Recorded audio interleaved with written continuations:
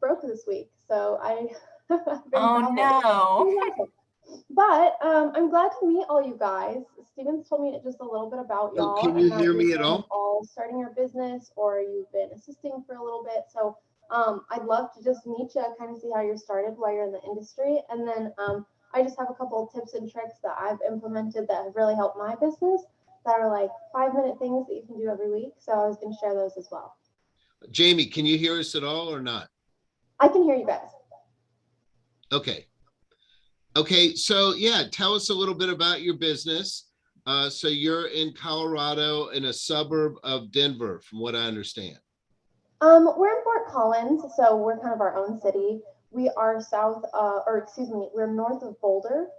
So we got Fort Collins, LaPorte, Longmont, Wellington, Windsor, and then Timnath is pretty big. There's some luxury homes out there. But it's a fun little area. Our median house price right now has leapt up to about 500,000, so that's pretty nice for business, obviously. But there are a lot of competitors in the area. Like housing is a huge thing here, so we have all sorts of banks, like all sorts of recruitment, all happening just locally. So it's definitely an interesting market for sure. But a little about me. I have been doing this for about 4 years now. I got my license back in 2017 and I worked as a loan officer assistant just doing setup. So getting everything together, checking it off, ordering title for about a year and a half. I started getting customers and I put in my first deal and closed it and was just really excited and decided I wanted to do that instead. The company I was working at didn't self-service, so they sold deals off and I decided that wasn't for my business. And so I moved to Guild Mortgage. I moved from Guild Mortgage to a joint venture for about 5 months, and then I moved back to Guild Mortgage. So I've been just a couple places. But yeah, that's just a little bit about me and my all in all journey. I'd love to learn about you guys and then, yeah, give you some tips on mine.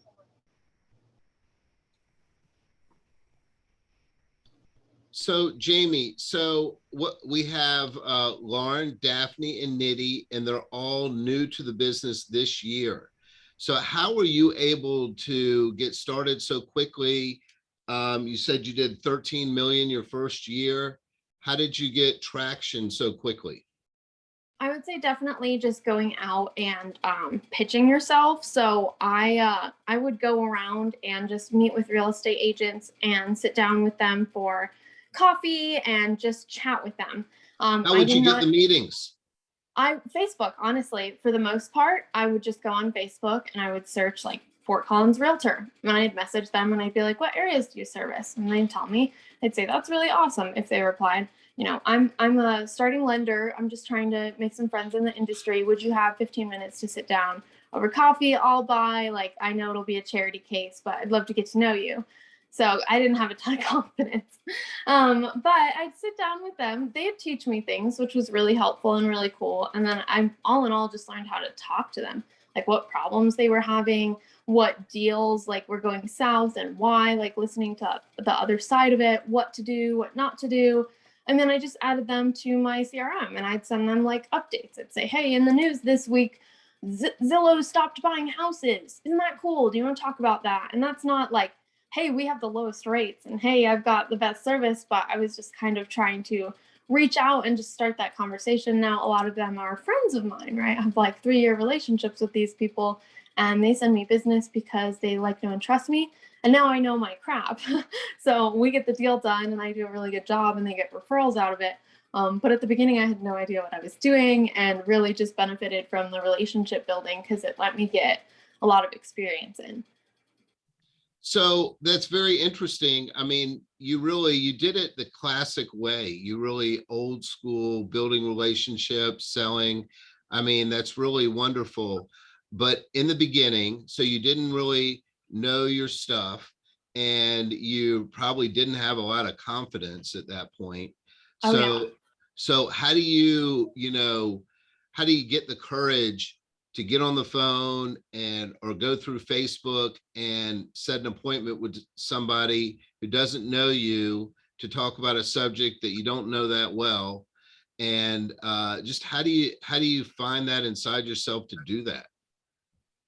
I would say I kind of just came at it from, I did not have any confidence to start. And I did make some mistakes with that where someone would be like, can you do a 23-day close or I'll never use you again? And I was Yeah, like, right.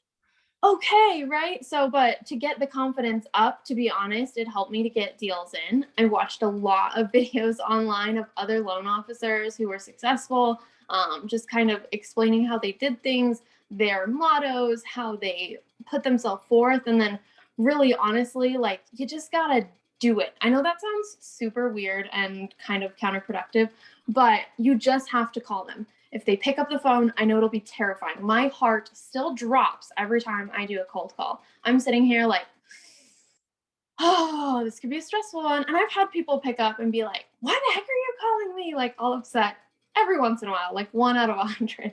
But when they pick up and I have a really, really nice conversation with them about just their day, their week, their month, whatever, something that they're excited about, something that they are bummed about, and I get to know them as a person, like that is my only goal on my first call, a cold call with a realtor. So it's not like you have to, they may say, hey, well, what can you do with a 640 FICO? And just always say, well, it depends. I'd love to see an application. Then we can go through it and kind of see what they qualify for. So you just always want to default to, if you don't know, that's okay. Say, I'm going to get the answer for you. I promise. I work with a really good team, but you don't always have to answer those questions. I think that's what helped me a lot because I was just afraid they're going to be like, well, what do you do in this situation? I wasn't going to know and I was going to seem like not smart. Right, right. Well, yeah. So, you know, pushing the deal forward, getting them more invested in it. That's all just really terrific stuff. And Yeah. then, so you really just kind of white knuckled it through those original calls to make those appointments and meet with those agents. So Yeah. tell us, so what does that mean? So, okay, so you get an agent and they say, okay, I'll meet you at the Starbucks. I got 20 minutes before my next appointment. So what is that meeting like? So I talk with them about their business because that's what we're here to talk about. I say, can we talk a little bit about goals? You know, is that overstepping? If so, you know, maybe we can just chat about mine and talk about, you know, different ways we can help each other. So I always say, you know, where do you get most of your business? And they may say Facebook or Instagram or referrals or Sphere or whatever. And you go, cool. And you take note of that because you want to be working with people who are going to work well with you, essentially. It doesn't mean they're not a good fit for someone else, but if they get all their deals from Facebook and you don't even have a Facebook account, maybe that's not the right fit. With that, though, I just give them tools. So I'm like, hey, I use list reports. Do you use list reports? And they're like, what's list reports? And I'm like, oh my gosh, just the most beautiful flyers for your listings. If you have really good buyers and you want to take them out of this property, have some infographics ready for them, have these beautiful flyers ready for them so that they can take them home and decide if they want to put an offer in. I would love to send that to you. It's free. I mean, if you hate it, you never have to use it, but you know, it'll just be my face in your inbox every once in a while with flyers and congratulations when you get a listing. And they're like, okay, that doesn't sound too bad. Or they're like, no. And I'm like, okay, I'm still going to send you more information after our meeting. And then also I'm like, so how do you, after closing, how do you keep in touch with your current customers?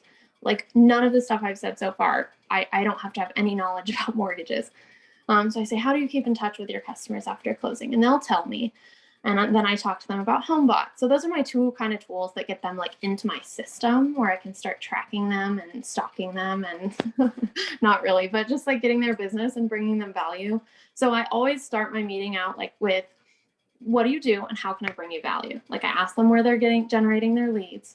How can I bring you value? So listings, buyers, after closing, like what do you need help with? Do you need help with nurturing? Do you need help with marketing yourself? So that's what I'm kind of trying to get to in that first meeting. Again, just getting to know them. And then I always ask this question, what is most important to you when you work with a lender? Now you actually aren't going to get a true answer because they don't really know. 9 times out of 10, you're going to have to work with them and figure out like what their peeves are, what your peeves are with them. But they'll always tell you, they might say communication. If they say communication, say, well, that's awesome. You know, I send out weekly updates on all my purchase files to everyone involved in the transaction. I think communication is so important. I'm so glad you said that. Or if they say available on weekends, take that into account, maybe set up some boundaries there, say, well, I'm always available on weekends via text. Sometimes I'm at the grocery store and stuff, but if you need a pre-approval for an approved buyer, I'm always there for you. So it's just like question and answer. Now, I was sales trained, but I was sales trained at Best Buy, so it wasn't anything super great. But sales is sales. So yeah, I think it definitely helped because they were Sure. like, go talk to that person. And I'm like, okay. Jamie, I think that's terrific. I mean, so you meet the agent and it's all about adding value. It's all about caring, having an open ear, caring about them. And so there's no, like you said, there's no selling, there's no product knowledge that really needs to be had other than I want to help you with your pain points. Yeah, the main deal is you're not selling a mortgage. Everyone has a Fannie Mae, Freddie Mac, FHA, VA, conventional. They probably have better pricing than you. They probably have different programs than you. So you're not selling the mortgage. You're selling the mortgage to the customer, right? But you're also selling yourself to the customer. You're only selling yourself to the realtor. So you want to get to know them. You want them to get to know you in a good way. You want to find out if they have kids. Do not ever leave that first appointment without their birthday. That is one time a year you get to reach out to them and say, hey, remember me? So never leave that first appointment without their birthday. It's really get to know you. All my realtors call me because they like me. And they go, I have this situation. I have this builder. I have this customer. I just wanted to talk to you and vet this past you because we get along. And I'm like, cool, thank you. And that's when my knowledge comes into play, but you'll get there. Right. So this is just your foot in the door and you'll learn things from them as well. Right. So you take it from a caring friend up to trusted advisor, which exactly. which is just fantastic because that really cements the relationship. Yeah. I love the way you do business, Jamie. I wish you were here in Atlanta. So if you don't mind, I want to be respectful of your time. So let's open it up to some questions. Lauren, I see the wheel spinning in your head. I love it. So, well, I really like, I like the way, maybe it's the way you talk or like the way you've made me feel very like comfortable in this conversation. I feel like I can use, I don't know, just the way that you've talked about it. But one of my questions would be, you mentioned, if you're offering listing report, to one of the agents that you first meet and they're, no, I'm not interested. But you're like, well, that's okay. I'm still going to send you someone once we leave from here. So how do you find that balance between being persistent, but not being obnoxious? I would say timing. Realtors have very short-term memory. You'd be surprised, but they also have very long-term memory. Bad stuff, they'll remember forever somehow. But that's okay. You just stay away from those ones. It's not your fault. There's a good and bad deal everywhere, but really it's follow-up. So you're not really saying to them like, I'm not taking your no for an answer. You kind of are. You're like taking their no, but they've sat down with you, so they're giving you a chance. So right. I'm going to follow up with what I said I was going to follow up with. I know you're not interested in it right now, but down the road, if it becomes a tool for you and you learn more about it and you like it, hey, there's also social media posts on there. So if they say they get all their leads from Facebook, you can say, well, I know you don't want to use the flyers because your assistant does all this stuff for you, but these are pre-made Facebook posts for you that you can schedule out for the whole month. So you don't have to make your own anymore. And they're beautiful. Check them out. And then they're like, okay, well, actually, and I have templates for these things. And at this point, I have everything automated. So my CRM sees I have a copy and then it waits a week and then it sends them list reports and then it waits a week and then it sends them HomeBot. But that took me a year to build. So don't think that that's where you're supposed to be. But yeah, just you're showing them your follow-up. And if they don't like your follow-up, they'll say, please stop bugging me. And then you mark them to lost. And then you set a reminder to follow up in a year or on their birthday. Right. Okay.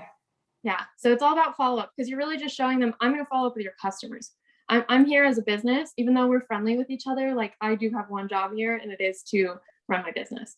Right. We'll be friends, but run my business. We can be friends together and run our businesses together. That's awesome.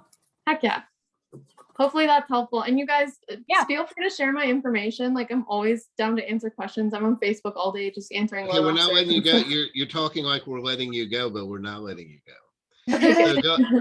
So go ahead, Nidhi. I see you taking notes. So do you have a question for Jamie? I do. Jamie, so when you started initially and Yeah. you doing cold calling to the realtors, and I'm sure you might have got 10 rejection and then 1 acceptance. Did you ever talk to them that you are a new LO, and how did you start it on the first 10 calls, I would say? Oh gosh. So when I started doing my own business, I was 19 years old. So I tried to just stay away from that fact as much as possible. If they were like, how old are you? I'd be like, well, I graduated high school a couple of years ago. Like, I would try so hard to stay away from the fact that I was young and the fact that I was new. So I would say stuff like, well, I've been in Fort Collins, Colorado my whole life. I know a lot about the real estate industry as I've seen this town come up. I was lucky in that my mom's a mortgage loan officer. Now she's busy as heck. So I was on my own the whole time. Like, she didn't teach me anything. It was nice because she understood when I was having a bad day, what was going on with me, but she was way, way too busy. And her mom died that year. So I had none of her help. So I steer clear of that. I say stuff like, depending on what you did before this, I've been in sales for 5 years. I would even sometimes tell them that my last job was Best Buy and say that I worked customer service and sales at Best Buy, so I know how to problem solve. And I was like essentially at an interview with them pitching myself as an employee, right? I'm like, this is my sales experience. This is my customer service experience. This is my local experience, so I can tell people restaurants to go to. So I just steered clear of the negatives and kind of tried to, it's like how they say it in an interview, if you're disorganized, you don't say, hi, I'm disorganized when they ask you your greatest weakness. You just say, I would like to improve my organization at this company or something. You try to like phrase it in a positive sense.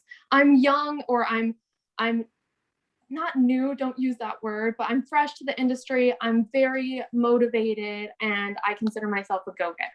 Like, that's how I would phrase it. And accessibility is a real benefit. A loan officer that has been slammed this past year and the agents can't get a hold of them because they've got a pipeline full of refis. I mean, that is a real world issue.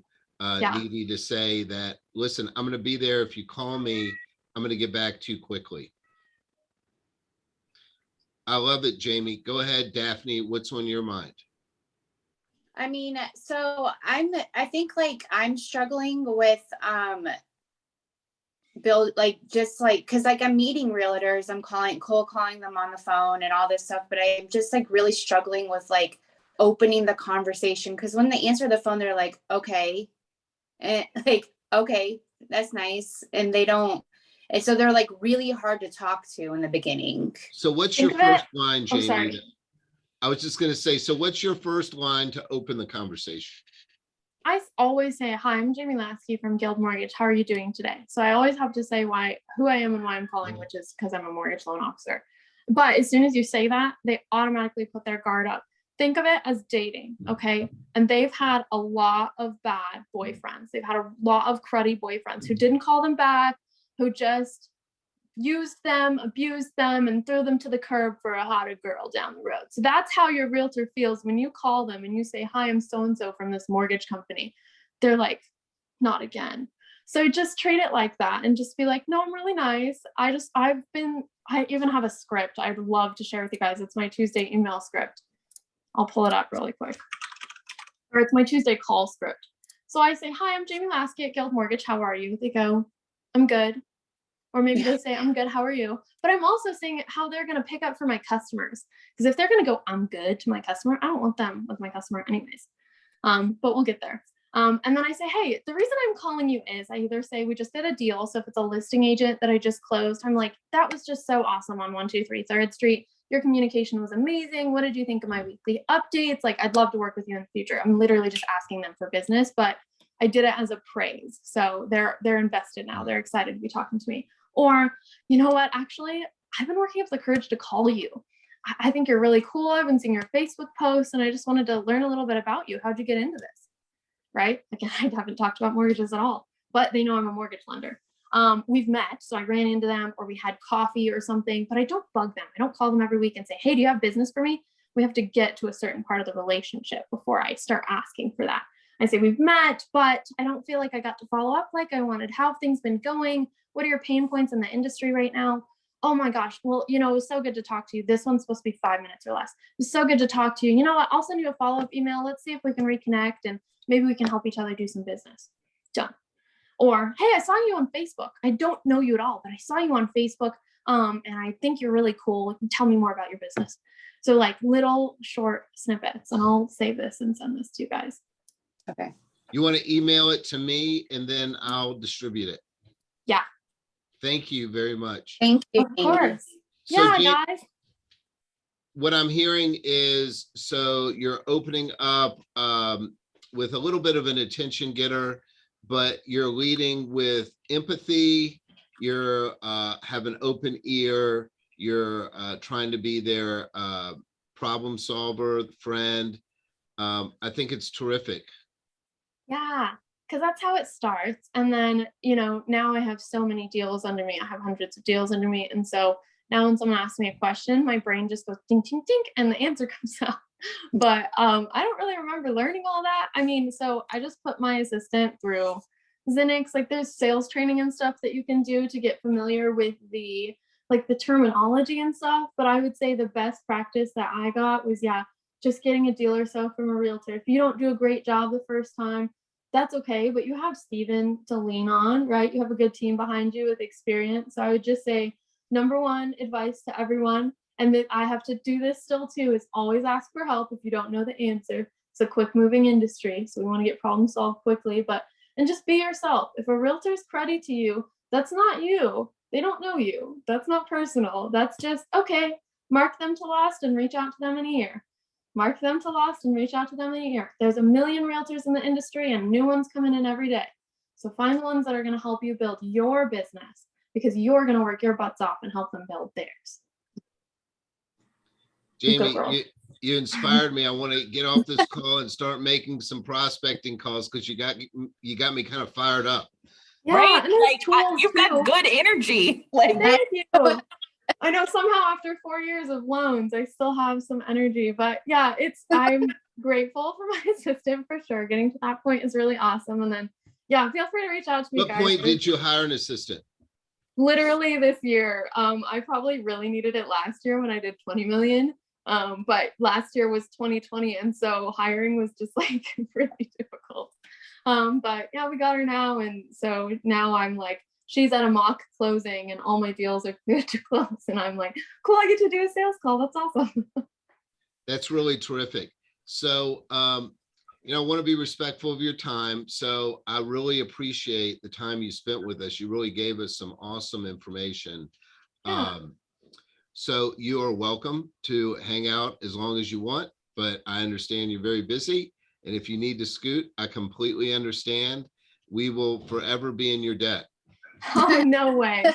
You guys will teach me something eventually. And you're on that loan officer group all the time teaching me stuff. So no debt. Okay. Thank you. Of course. I'll hang out for a minute, but then I have to scoot off to a closing. But you guys are awesome. And I know how hard it is to get started. But once you get that ball rolling, just got to keep up that momentum. It gets a lot easier. Okay. Talk to you later.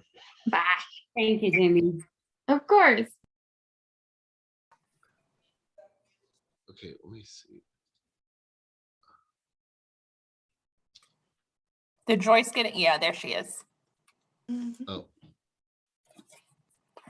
there it is. Okay. All right. Well, she was good, right? Yeah, she's Yeah. great. She had 13 million her first year and 20 million her second. So it's hard to argue with success. But really, she's preaching a lot of the same things we've talked about, leading with adding value. Nobody cares about rates or programs or any of that stuff, especially in the first meeting. Okay, so let's follow up about some of the action items from last week. We talked about how you can go on Eventbrite and see these different realtor events, because obviously the success rate is getting face-to-face.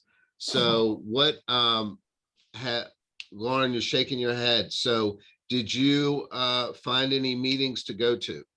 Yeah, so I have one that I've registered for already on Eventbrite for Tuesday night, which will make for a busy Tuesday because we'll have our agent event in the morning. But it's actually local, which is great for me because they don't really have that many kind of events, you know, super close. Like I have no problem driving into the city, but to have one this close is really good. And it's actually at a Mexican restaurant that we go to all the time with my daughter's dance team. So I'm kind of amped about it. So that's lucky. But yeah, so there should be some in North Fulton County, which is not too far, right? Yeah, it depends on the location. Most of it is about, where do you because I come down 316 to 85. Okay, so like Winder and then maybe through Gwinnett. Yes, yeah. Okay. Gwinnett is generally good. And like I said, I don't mind doing anything over on the other side. It's just evenings are rough because then you get into traffic and, you know, all of that. Okay, I want you to do more. Okay. Daphne, what do you got? So I haven't registered for anything for next week, but I did go to one last night and it was horrible. It was absolutely terrible. But yeah, no, I haven't looked into next week, but obviously I do plan on going to one next week. And then I did register for the list for that one that you sent yesterday also, because I'll definitely go to that one once a month. Okay. That was a good turnout when I went to that one last time. Is that the Real Estate Connections Mm-hmm. one that has the Facebook page? I actually emailed the guy, Steven, I think his name is Peter, whoever runs that group. And he said that we could share our event flyer on that Facebook page. Okay. Oh, Great. okay. Yeah. But no, like their events are like, I went to one 2 weeks ago and the event was great. Like there was a huge turnout. Last night, absolutely horrible. Like I texted Lauren and I was like, this one was such a waste of time. But whatever, you gotta go and test it out and see if it's gonna be worth it, because you never know who you're gonna meet. Mm-hmm. Yes. Diddy, what are you doing? You're on mute. You're on mute. You're on mute. Yeah, sorry. So I went on one last week, which was just nearby, but there was just like experienced realtors. They were not willing to talk. I gave my card to everyone. They didn't even share their card with me. So I was like, that's okay. But I got a hang of it, how the meetings would be. And if I'll go often, they'll see my face and they'll recognize me. Okay, Nidhi, so you brought up an interesting thing. So you were a little bit intimidated because these were successful, big time real estate agents. No, I totally get it. So then the mentality is, okay, so forget about business. I'm not even going to talk about business. I'm out of my league when it comes to business. But you're not out of your league in being a mom. You're not out of your league in being a citizen of Alpharetta, of being a wife and working full time. You're not out of your league on life issues. So the goal at that point should turn into saying, well, maybe I can make a friend with somebody in this room that has nothing to do with business, and if you leave and you make a connection with somebody as a friend, then you've won. And you know what? They may send you business in the future and they may never send you business. And, but that's okay. So in order to not feel intimidated, I mean, you can just, switch the goal, because you're not walking out of that room with experienced agents where somebody says, oh, Nidhi, I've got a deal for you. Okay. It's just not going to happen. But you can take the very first baby step of meeting somebody who has some same likes or interests or family situation where you can chit chat about what's going on at your son's school. Maybe they live in the same school district. I'm not exactly sure where the event was, or something that you can chit chat about what's going on in the area, the new library being built, whatever, and find a connection that way. And yeah, if you leave just on friendly terms without, I wouldn't even give a business card, you know. So if you're wearing your name tag, they'll see who you are and what you do. But you know, it's almost like you know, you're just not, you're not interested in talking about business. And sometimes, like, especially like last night, like I was trying to talk to this one person, one realtor, and he was not interested in talking about real estate, which was fine. So then I pivoted and I talked about him and what he likes and all this stuff. He was just not receptive. So some people, I don't know why, I don't know why they go to these social events if they don't care. Like, it's obviously work. It's not going to be like a, hey, let's hang out and watch football kind of a situation. And that's what I think that's why he went to the event. He was not receptive. He was like, oh, okay, I don't have a business card, but let me shoot you an email with my information. And he just pulled out his phone and he pretended to send me an email. Obviously I didn't get one. And I was like, okay, well, I don't want to deal with this guy anyway, so it's fine. Well, listen, you're not going to make a connection with everybody. Right, exactly. And then some people are just jerks, and you just, Yeah, you know, whatever, you know, you don't have to work with everybody on the planet. So, but there are enough people that are kind and nice and that would enjoy meeting and knowing somebody else that's kind and nice. And, you know, if the conversation doesn't turn to business for another 3 or 4 events, that's fine. The other thing is about going to these events is you start to be a familiar face where the agents feel more comfortable with you and they don't even know why. It's just that you look familiar. And then of course you'll go to an event and there'll be a bunch of strangers and they'll see Lauren's face and they'll say, wait a minute, I think I know that girl. And then they'll go over and chat with you because you're the only person they recognize, and they're a little bit shy around new people too. So, you know, that's just what you have to do. Okay, but you need to make it a goal, all of you, to go to about 2 of these events per week, like every few days. And, you know, I wouldn't pay to go to any of them. There's enough free events. Some of them, like that guy charges, I think, $20 because he pays to rent the room or whatever. But I mean, I wouldn't pay any kind of big fee to go into any of them. Okay, so we talked about another way to become a familiar face only online is to post comments on real estate agents' posts. And it doesn't always have to be about business. In fact, you should be thinking like 75 social, 25 business. So the jab, jab, jab, hook theory. So how are you doing, Nidhi, on posting comments on real estate agents' posts? Good. I'm doing good. I can say that now. Okay. So you need to do like between 5 and 10 a day. And that, believe me, I mean, to post a comment could take you like 15 seconds. Right. So it's not like a huge task, but you know, it breeds that familiarity in the area. So what are you doing about, so we talked about the number of contacts and connections you have in building that list. And Joyce took a tally a couple weeks ago. I'm going to have her take another tally in another couple weeks, because I wanted you to add at least 100 new friends and contacts every month. What's going, and any legitimate person in the area, it does not have to be just real estate agents, just anybody that does business in the area. Because the more contacts you have, the more distribution, the more free distribution that Facebook and Instagram and so forth will give you. Daphne, are you adding people to your contacts? Yeah, especially LinkedIn and Facebook.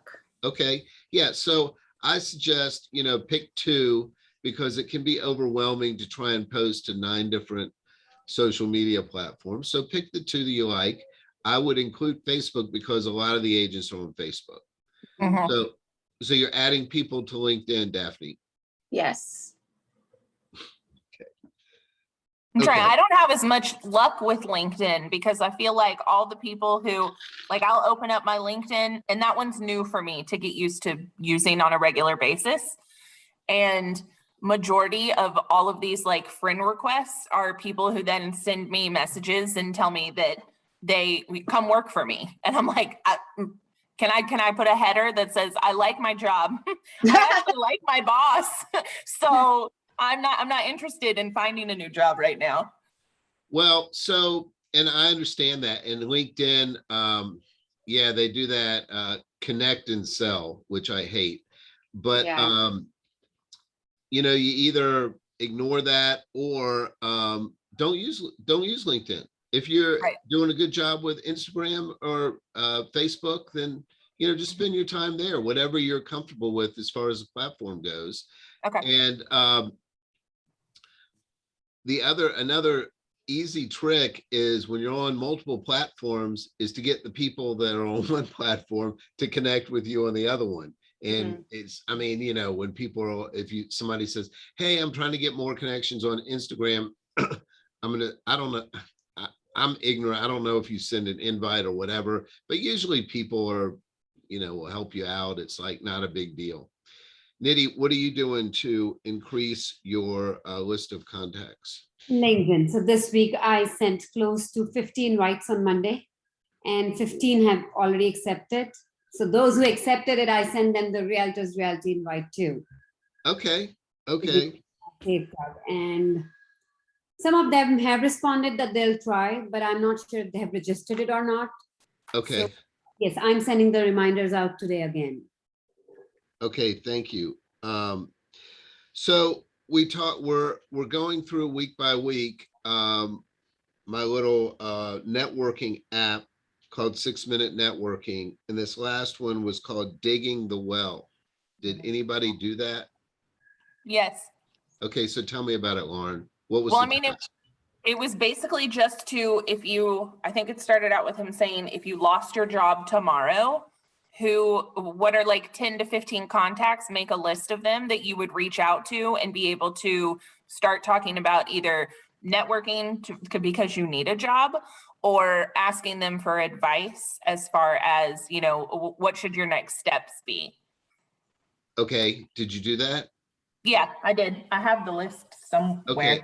And just in general, were the people responsive, or how did Well, they you blow you weren't, off or what? you didn't have to reach out to them. Oh, He just wanted you to make a list of people. oh, I see. I see. But all the people that I have on my list are people that I talk to and stay up to date with on a regular basis. You know, any past job that I've had, I've never been one of those people to like burn a bridge or do anything. I have great references and, you know, old bosses who I could reach back out to, you know, God forbid anything like that happened, or, you know.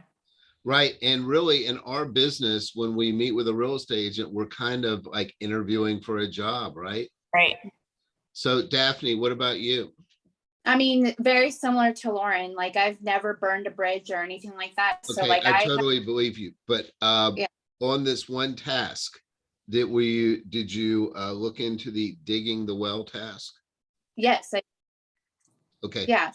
So I made a list, and I mean, very similar to Lauren. Like, it's a situation where like I'm relatively familiar with what's going on in their life. They're relatively familiar with what's going on in my life.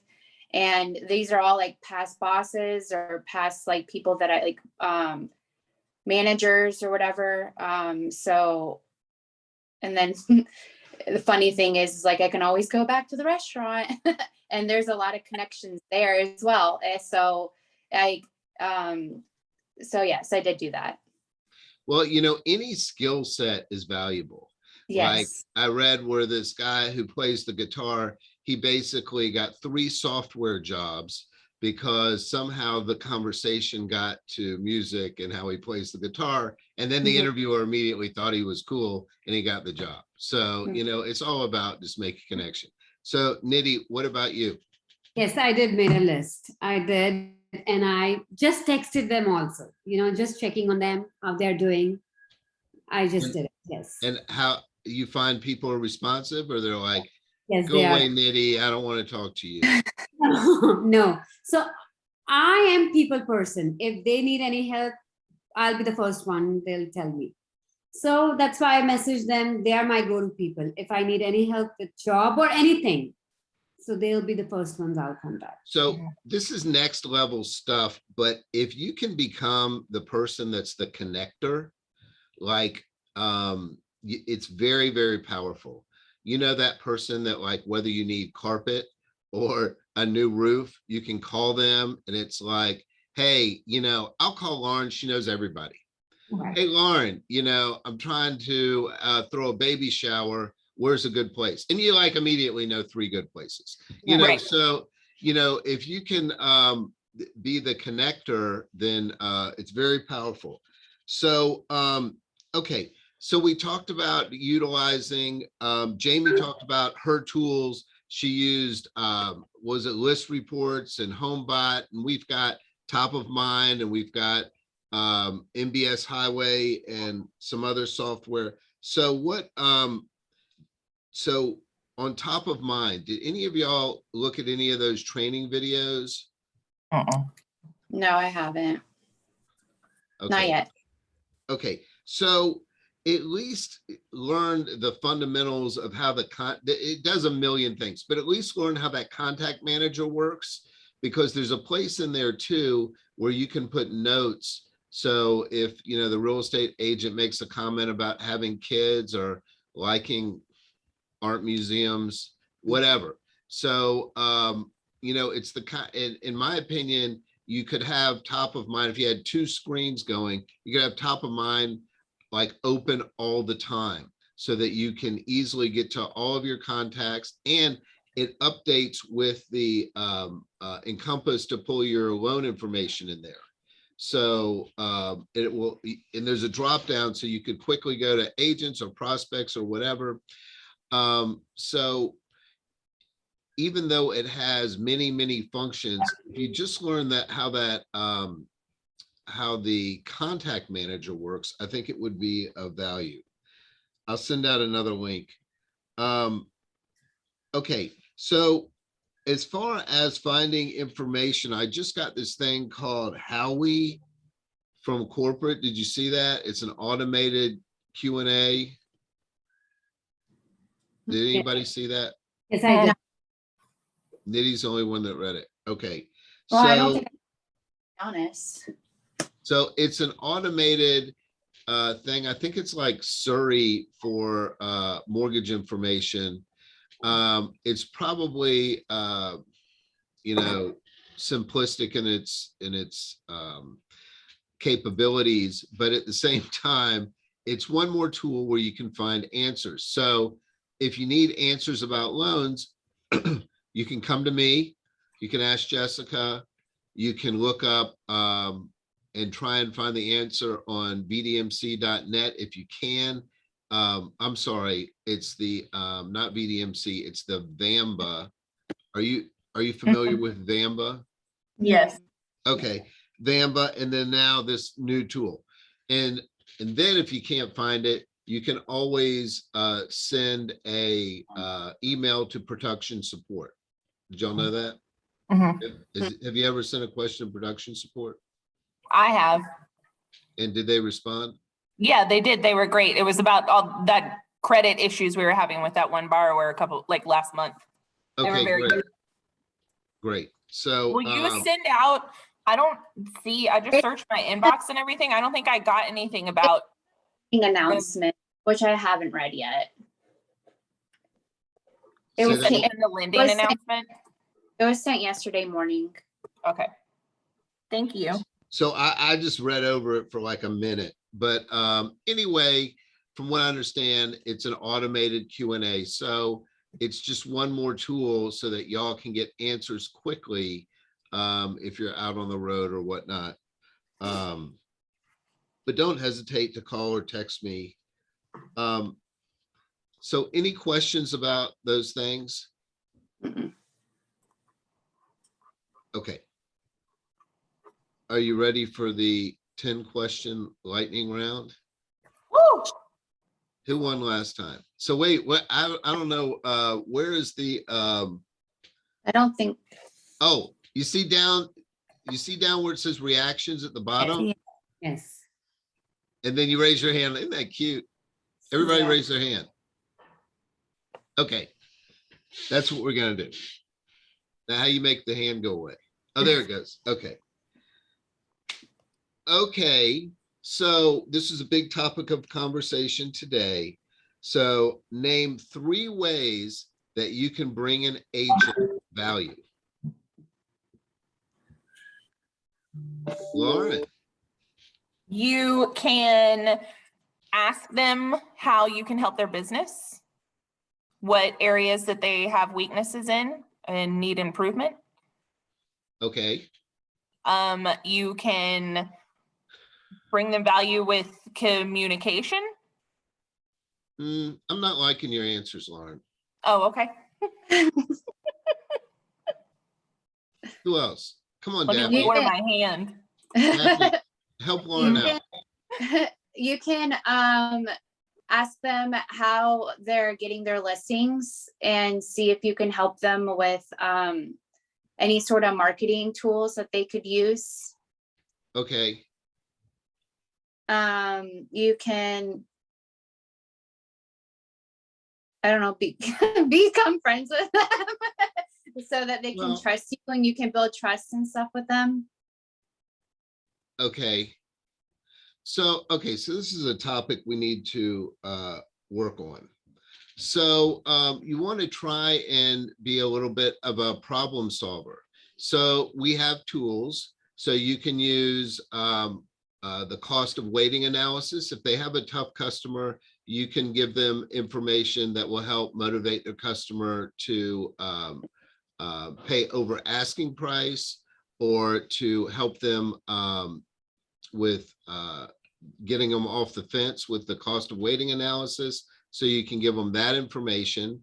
Yes, talking to, building a relationship, building friendship is great.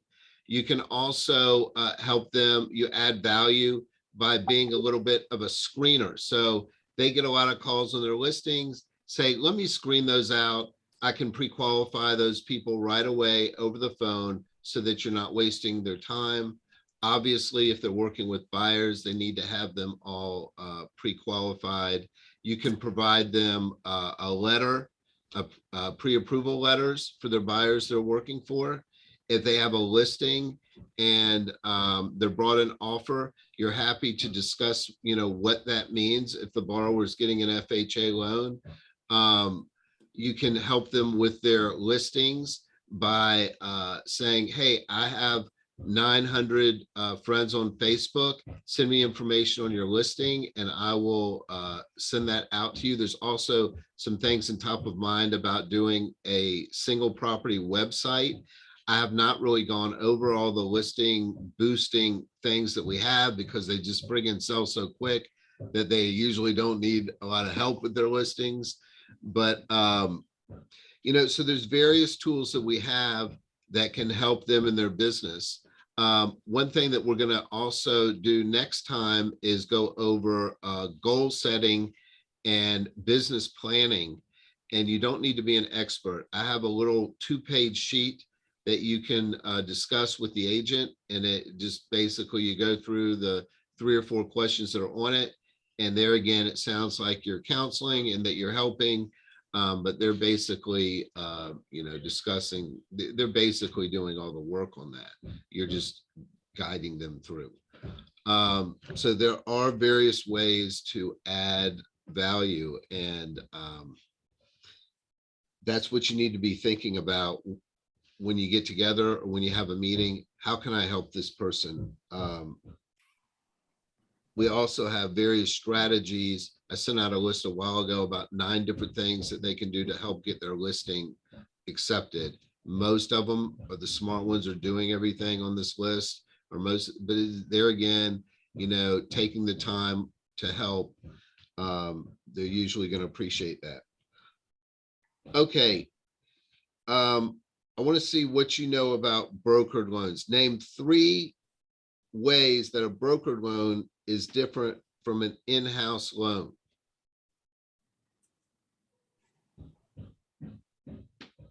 In a general sense.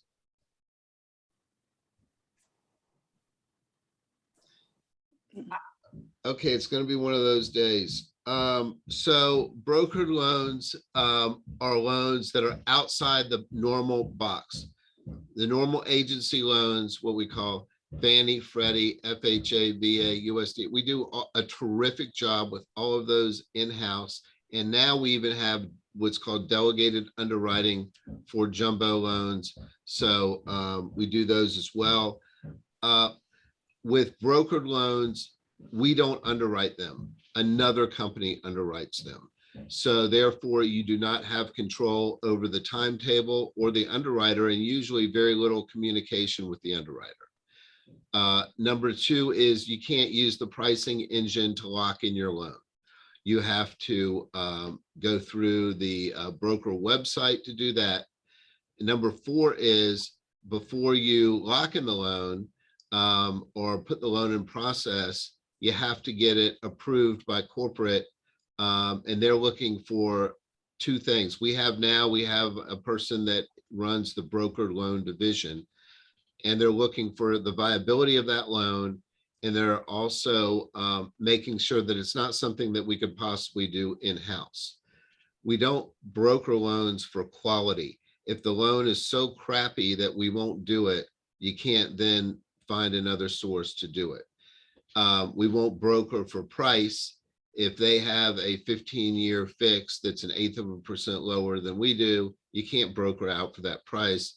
I will help you work out that price within the branch.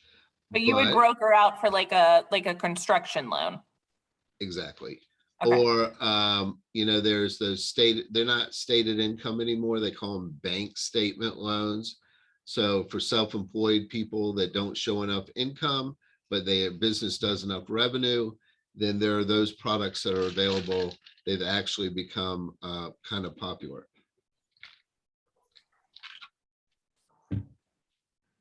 Okay. So here's one. What is the new Fannie Mae loan limit for 2022? 625. Okay, so that was a trick question. So they have not announced it yet. We don't really know. But So when they don't announce it till the first week of November. But they use a formula, and lenders, like no time ever in my history have I seen lenders jump the gun and try and raise their loan amounts faster. So we are projecting that it's going to be 625. So I would imagine I have to run one, but I think your pricing is a little bit worse if it's over the 548. But eventually they're going to announce it in a couple of weeks, and we think it's going to be 625. And once that happens, then everything will get loose and easy. So John Jones has put it on Van Dyke Happenings. So what does this mean? He just posted 1 hour before, or like just 1 hour ago. And what does it say? It says effective immediately, Van Dyke Mortgage is offering confirming high balance loan amounts up to 625. So what does that mean? That's true. We announced it and we're going to do it. Okay. We're going to do it. So we are offering Fannie Mae loans up to 625, and we will hold those with our fingers crossed that they actually raise the loan amount limit to that price, that loan amount, so that we don't get stuck with unsellable loans. We have, I guess, jumped on the bandwagon of all of the lenders who are jumping the gun. I'm telling you, in the past, this doesn't happen. I don't know why everybody got so antsy this year. Yeah, I was just about to message one of my buyers. He was looking for a higher loan amount. And I told him that we cannot go beyond 548, 250. So I was about to message him. I'm glad we took this topic in this call. And and we can do it. And Right. you know that we do offer jumbos, Nidhi, up to $3 million. Yeah, he doesn't want to do jumbo. So he wants Okay. to be the conforming. Yeah. All right. Okay. Well, then yeah, so we can go to 625 now. Okay. What is it called when you do a single closing for both the construction part and the borrower's final mortgage? Where's your hand? I couldn't get to it fast enough. Okay, Lauren, what is it called? I was gonna say, isn't that a construction perm loan? Correct. It's called construction perm or construction to perm, but that is where you do a one-time closing that replaces both the construction loan and the permanent financing, where typically there are two. Typically, the builder gets their own construction financing, but small builders have trouble getting, financing for more than a few projects. So this helps them out. There are pros and cons. If all of the costs were transparent, then this is a cheaper way to go because you only have one set of closing costs. But big successful builders don't use construction perms because they've got multi-million-dollar credit lines set up at the bank. They draw what they need when they need it, and then they just sell you the house when it's ready. The downside to the consumer is that you have to really trust that builder, because if that builder takes a draw check and then leaves town, then you're stuck with a half-built house that you owe a lot of money on, and an interest clock that's ticking. That happened to my parents. So there you go. The other thing is, if I'm a builder and I've got 4 houses that I'm building at the same time, and 3 of them I have construction loans in my name, and 1 of them, the construction loan is in your name, then I can tell you which one is going to take the longest to close. It's going to be the one where you're paying the interest. So there are pros and cons, but I've seen it work. Construction perms work out beautifully and everybody's happy. We do not do them in-house. It's a little bit of a complex loan. I believe we have 2 broker sources for that, and you'll have to get with our broker expert. Okay. So currently, what team is ranked #1 in the National College Football rankings? I don't know. UGA. Lauren. UGA. UGA, of course, of course. Woo! Why would you think any other team? Okay, so this is a little bit more. This will take a little bit more of a conversation, but can you tell me the difference in the basic duties of a closer, a funder, and a post closer? You want to guess? Now, What'd Lauren, you say of a closer? Oh, and what else? Oh, no, a let me closer, write it down. a funder, and a post closer. Nobody, have you heard of those positions? Yeah, I think I remember them from early training, but I don't remember.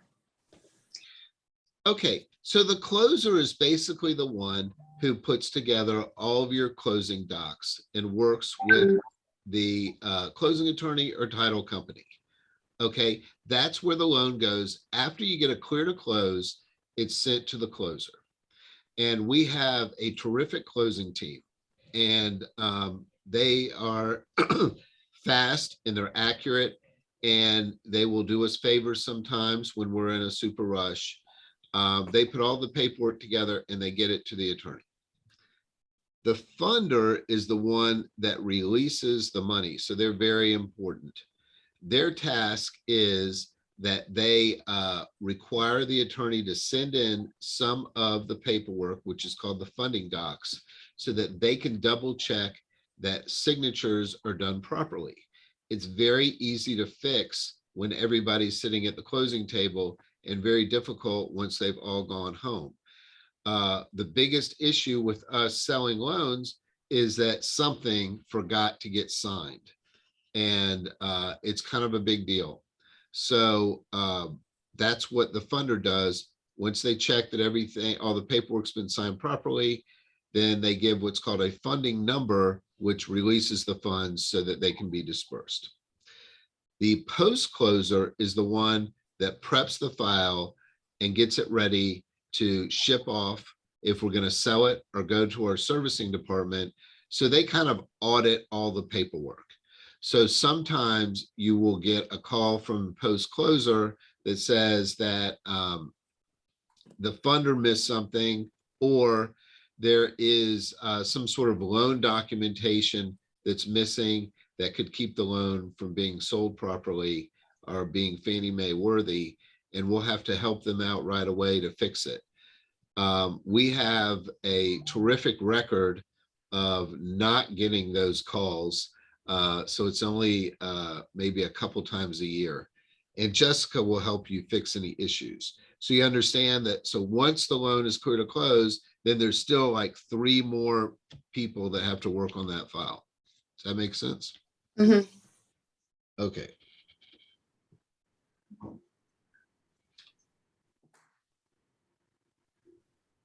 All right, here's a pricing question, which I know y'all love.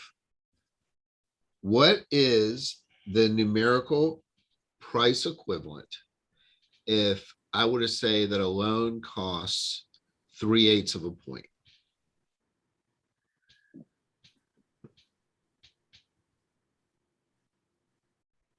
Is that 0.325, 375? So you're halfway home, Daphne. So what would the numerical equivalent if you were to look that up in the pricing engine?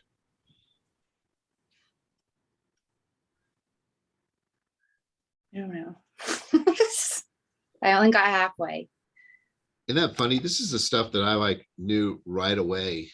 Where my manager would be like, you don't even have any loans. What are you worried about the price for? So anyway, so it would be 99.625. So Daphne had it half right, and that 3/8 is 0.375, and then 100.000 is always the base. And so you would subtract it out, and it would be 99.625. Okay. If you see that price, and essentially it costs 3/8.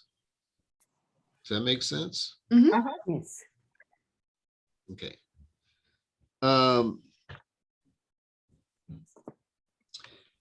Okay, so here's an underwriting question.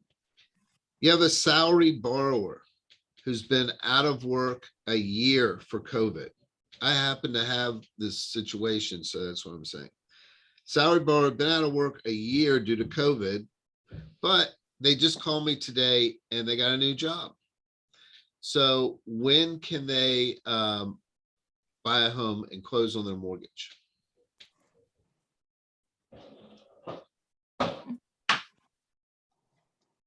Oh, I don't know. Diddy?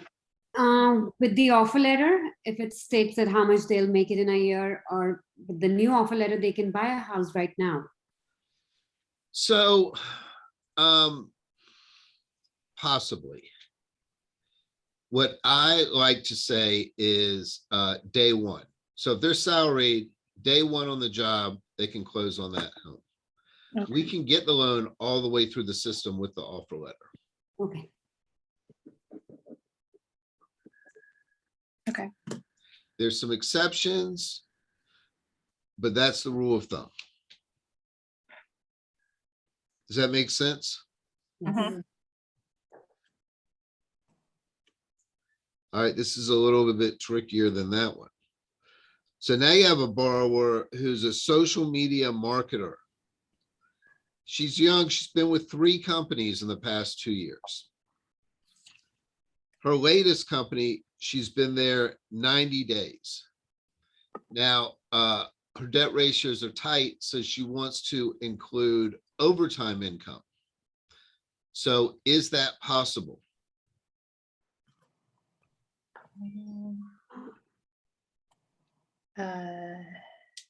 It has to be for 2 years, but if she has been getting the overtime for 2 years continuously, then we can average that out, isn't it? That's correct. So if she has been getting overtime even at other jobs for the last 2 years, and we can get something on the VOE that says that they plan that she'll continue to get overtime, then we can average it up. So what we would do is we would figure the overtime on her current pay, but we could figure the hours and say she's averaging 9.5 hours a month overtime, and then put a pencil to it and figure out how much that would be on her new job. Does that make sense? Yes. Mhm. So pretty much any variable income, bonuses, commissions, overtime, whatever, we're going to want to average that for 2 years, but it does not necessarily have to be the same at the same job for 2 years. Okay. So right now, what is my biggest stress point? Realtors, realtors. Realtor reality. The realtor meeting. Yes. We need to get more agents registered for the realtor meeting. How many people are registered now? I think there's about 14 or so, but we need like twice that many. So we really need to push. Please try and get 2 or 3 more agents. You know, bribe them. I don't know what to tell them. So tell them that that we're gonna have Beyonce and the Taylor Swift's gonna be there, and that I don't You know might what to get tell them. So, okay, any questions for me? Mm-mm. Steven, can y'all hear me? Sorry. Yeah, go ahead, Joyce. What do you got? I just want to let you know, I forwarded you all the email with the Howie information, Mhm. just so you have it at the top of your email list. Thank Great. you. Also, Jamie sent a follow-up email, like the minute that she got off the call, she Yeah. sent you all an email with one-liners and helpful information. So look for that as well. Awesome. Thank you, Joyce. Okay. Y'all like having other top producers? Yes, it's Yeah. good. Jamie was better than last week, but there's good. Okay. Okay, sounds good. All right. Well, everybody have a great weekend, and I'll talk to you soon. Thank you. Bye. Bye.